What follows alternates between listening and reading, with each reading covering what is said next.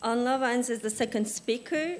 She's the manager of the BELvue Museum in Brussels, a museum on Belgium and its history, and the Center for Democracy. She studied communication science at the Free University of Brussels and worked in Smith Research Center, worked in a commercial communication firm where she worked as an account executive for numerous non-profit organizations. So for 2 years, she worked as the communication manager of the BELvue Museum, and since 2007, she's the general manager of the museum. Please. Thank you. I would like to thank the Hand Drink Foundation and Nayat, especially, for inviting us to this very interesting conference. I was also, my speech was getting longer and longer because there's so many things that I've heard today that were really inspiring. So I will start my speech. I hope not to get into trouble with the technology. First of all, I feel a bit of a fraud because the Bellevue is not actually a city museum. It's a national museum. But what I think is very important to explain the context of the Bellevue Museum. There hasn't been a museum on Belgian national history ever. Because Belgium is quite a complicated country. I think if the federal state wanted to organize a museum on Belgian history, it would have been an impossible task. So at a certain point in time, the King Baudouin Foundation, which is a very big foundation in Belgium, it is the biggest foundation, had the opportunity to occupy a building where before there was the Museum of the Dynasty. That museum went broke, and they went to the foundation and they asked if the foundation was interested in taking over the building and running the museum.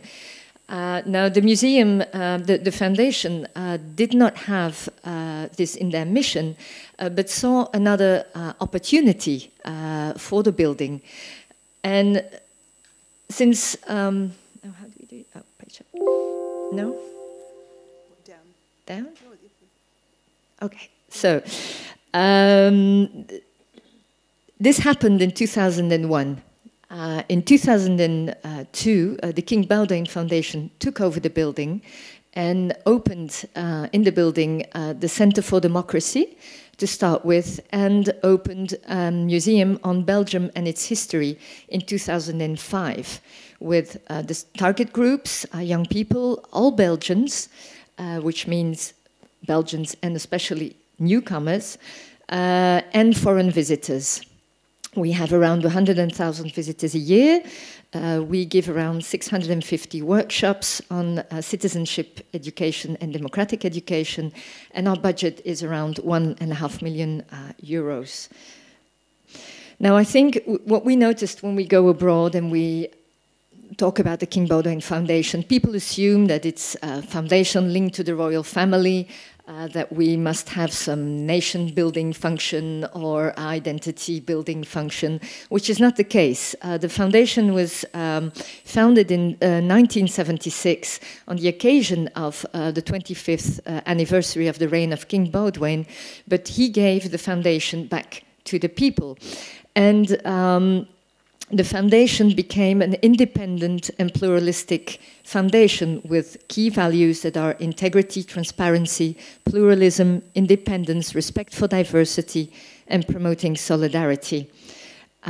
Its overall mission is working together for a better society. Now, how does the foundation try to achieve this? By trying to be an actor for change and innovation, serving the general interest and increasing social cohesion, maximizing impact by strengthening capacity of organizations and individuals, and stimulating effective philanthropy by individuals and corporations. Some numbers. Last year, the budget was around 45 million euros that were donated, especially to organizations, but also to some individuals. But I think what is very important and what makes the foundation but the basis of the foundation's legitimacy is that more than 2,700 people work voluntarily in all the juries and committees that select the projects and the organizations that get funded. The foundation itself never decides where the money goes. It's also always the external juries and committees that make these decisions. More and more individuals and organizations and firms are putting up funds within the foundation. Last year, we were up to 756 funds within the foundation who enabled us to double the budget that can be given this year. So this year, 90 million euros will be given to organizations and individuals to support civil society. The foundation has a couple of, has around 10 domains, action domains, going from poverty and social justice to health, heritage, civic engagement, European integration as well, development, but also democracy, which brings me to the BELvue. In the 90s in Belgium, we had a surprising rise of extreme right voting, especially in Flanders, the Flemish part of the country, which was quite worrisome. And a lot of studies were conducted to see what was happening. And these studies show that democratic values are not automatically passed down to younger generations, and these democratic attitudes are often challenged by populist movements, and peace and democracy are taken for granted by the young people. It's something that has been said already before today. Youngsters or generations that have not known war might not be aware that certain values or a democratic system is something that can be a fragile good. So the BELvue Fund was erected and has as a mission to be more than a museum on Belgium and its history. It has to be a project with an ambitious societal goal to support and stimulate democratic and citizenship education for the public at large and young people in particular. The power of critical thinking about society is central in this project, but always linked to historical consciousness and an understanding of the challenges of today. So let me start with the critical thinking on democratic and political function of society and how we try to achieve this. So at a time when democracy and its institutions are under pressure, education in this domain is becoming increasingly relevant. According to the Eurobarometer, a mere 39% of Belgians have confidence in their federal government, 42% in parliament, and only 19% in political parties. These statistics show that confidence in Belgium's representative political system is currently very low. A better understanding of the Belgian democratic system can help boost this confidence, but it can also stimulate ideas to change the representative democracy to the present needs of society. That's why we develop several tools and workshops to raise this understanding and make youngsters aware of the importance of their participation in it. Our oldest workshop is called Democracity. It's a workshop where youngsters have to learn to go from their own priorities to a group priority, and then together with the different groups, they are divided in 4 groups, find a way to build a city together within a certain budget. It learns them the limitations of representative democracy. It learns them how difficult it can be to reach a consensus or to make decisions, and also to take a budget into account. And at the end of the building stage of the city, a debate is organized on the type of city they have built. which is always very interesting because sometimes they will completely forget about employment, or they will completely forget certain types of groups in a city. Another workshop that has been around for a long time is called Reporters of Democracy. In this workshop, young people, they are divided in 4 groups again. They each get a topic to work on, and in the afternoon they get to visit one of the politicians of parliament to ask their questions on lawmaking. What is it like to be a politician? How did you become a politician? In these workshops, they highlight how the Belgian democratic institutions work, and we aim to give them an insight into the workings and challenges of the democracy, so that they can very knowingly deal with these issues, understand the relevance of voting, and realize that voting on an informed basis is very important. We worked on federal level at first, but we are going more and more local, because not all schools can come to Brussels.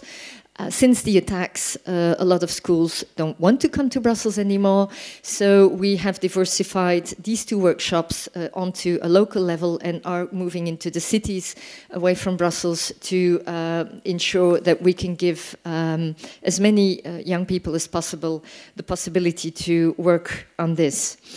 In addition of organizing workshops on democratic educations, since 2012 we have also been teaching young people how the justice system works. People's faith in this institution is not much higher than their confidence in political institutions. This negative perception is augmented by the impression that the justice system does not treat everyone the same way, and by the belief that citizens are insufficiently informed about how the system works. Consequently, our workshops strive not only to give the participants an insight on how the judiciary works, but also to let them reflect on objectivity, subjectivity, context, extenuating or aggravating circumstances, and other key aspects of justice. The significant lack of confidence in politics is one of the reasons for the increase in citizens' initiatives in Belgium, which mostly aim to promote inclusion and involvement in society.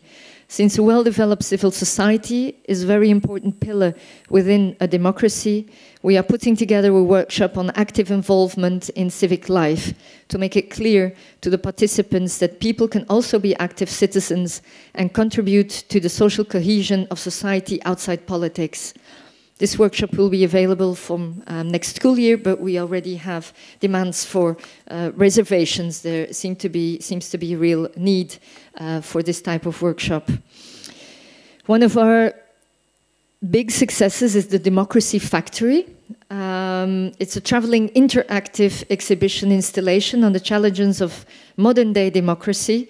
At the moment, we have 5 of them traveling through Belgium. It's regarded as a very suitable instrument for addressing tense and sometimes controversial subjects that have links with diversity, living together in a multicultural society, and the functioning of a democracy. Sometimes collisions of interest and values occur between the youngsters that visit the factory in duos, but these make discussion and questioning possible and present. It's not the aim of the Democracy Factory to provide ready-made answers, and it does not want to be moralizing. It wants to initiate a thinking process and raise awareness on the challenges of the democratic society we live in. Since 2 years now, we organize workshops as well that follow one of a visit to the Democracy Factory, because we noticed that the youngsters, certain subjects are really present and at the top of their mind when they finish the exhibition. So, and some topics are very sensitive, and teachers don't feel capable of leading debates or leading discussions with the students. So we organize workshops, especially on discrimination and racism, since 2 years, which I think most schools do nowadays when they visit the factory. One of the things I was thinking of in the former presentations, was that these workshops, one of the workshops, we deliberately discriminate one of the groups that participate. So it's something they not knowingly have to undergo. And when the tension mounts really high, we stop the workshop, we explain what's going on, we explain to the other groups if they have reacted or not reacted. And it's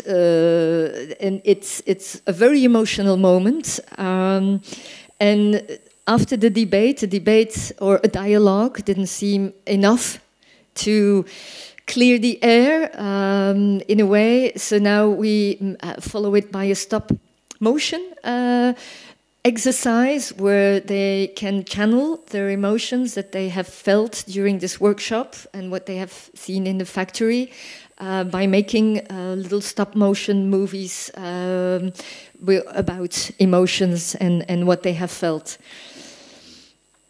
Let me skip to the fostering of awareness of history and better understanding of challenges of contemporary society. We mainly try to reach this through our permanent and temporary exhibitions. A keen awareness of history enables people to put issues into in a historical context so that parallels can be drawn between past events and current day situations, revealing different approaches and viewpoints so that people can better understand what is at stake. Being aware of their historical past makes people critical, encourages them to think and appreciate nuance. It also gives them a deeper insight into the present-day situation. Our most important tool for developing historical awareness... in our permanent exhibition, it is a thematically structured presentation with 7 key social themes. We chose the themes that for us seemed relevant of present-day society, being democracy, prosperity, solidarity, pluralism, immigration, language, and Europe. First, each theme is viewed from a contemporary point of view via talking heads, people interviewed in the street. This enables us to give the different points of view on a certain topic. Then the historical background is presented along with how the theme has developed over time. How did we get to where we are now? From the past, visitors look ahead to the present. This way, we aim to give visitors a better understanding of modern-day Belgium, how our society functions and where the challenges lie. One very important factor in realizing the permanent exhibition was the role played by the various committees of the BELvue. The BELvue's management committee sets the framework and guidelines in which the project develops. The scientific committee, comprising of history professors from various Belgian universities and representing the country's different communities, determines the content of the exhibitions and all the texts.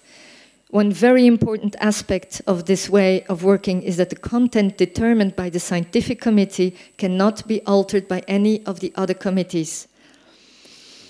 The educational committee consists of education experts who make suggestions to ensure that the BELvue's exhibitions and tools meet the needs of teachers and the educational sector as much as possible. I only have 3 more minutes and so many more things to tell you. So let me skip to, I think, what is quite a relevant topic for this conference. Our temporary exhibitions are always done by external parties. We host about 2 or 3 of them a year if the opportunity arises. One of the subjects we had in the temporary exhibition was on colonial propaganda. It is a subject that is still very raw, very difficult in Belgian society, even though it happened quite a while ago. I will skip our activities and go straight to the Congo workshop. Since in the permanent exhibition, because it was thematically and we only have 7 rooms. The scientific committee decided to put the theme of the colonial past in different rooms, because it also worked better that way. But we noticed soon that visitors couldn't really understand why it was done this way. They couldn't really understand the development of the colonial history, and we received quite a lot of questions on that. So we soon realized that we had to do something about that. And on top of that, for the educational sector, studies have shown that teachers do not feel at ease with the topic. There's not enough educational tools on the topic. And another study from the King Baudouin Foundation showed that the diaspora is quite frustrated about the way the colonial past is taught in schools. It's very, it's not one sentence in a book, like we heard this morning, but it is very rarely and adequately taught. So we decided to put together a workshop and a pedagogical dossier to help teachers get a clearer insight into this still very sensitive and dark period in Belgium's history. And it is one of the few times where we had to start our work over and over again, because we do try and also not just involve the scientific committee, but also all the different stakeholders, like the diaspora. And the same like what you said, who is the diaspora? The diaspora is also a multitude of people, and then sometimes you only hear the voices that are very present, and people that can debate well, and this does not ensure that you hear everyone's voices. So it is proving to be a difficult exercise, a sensitive exercise. We are in our final round, in our final draft. I'm hoping you get an okay by the end of this month, but once the dossier is out, we might encounter different oppositional voices. I will skip our media literacy and just finalize to say that in all our tools, exhibitions and activities, we never try to lose sight of our methods, which are through discussion, interaction and dialogue. We try to stimulate experience and understanding, to change indifference to interest, to stimulate critical thinking, and to change prejudice to nuance. We also never try to lose sight of our objectives and stay aware of the sense of urgency that is present and mounting.